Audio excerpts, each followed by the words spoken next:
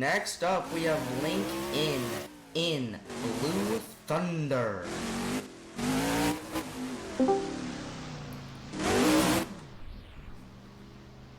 This time it will start when he hits his first obstacle. The timer has started. You get some big air off of that gray ramp there with the crush cars. Looks like he's going for a big hit off of the yellow ramp. A mini slap wheelie. Going around for a big jump. Fortunately, the ramps here at San Diego are not as steep as we hoped, so we won't get as much big air moments as we hoped. Yeah. Nice air off of the center pod. That's air. Pulling around. Nice air. Nice air, nice. He had a little... Pulling around. Yeah, he probably almost crashed it there, but he got it back on all 4 BKT tires.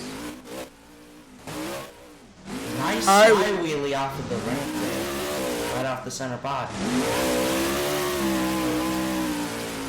He's currently filling in for Stratoraptor, which he has some things to attend to outside of the community. And nice mini moonwalk off of that pod.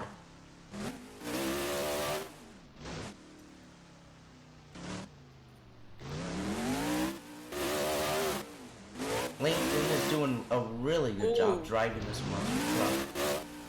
37 seconds left.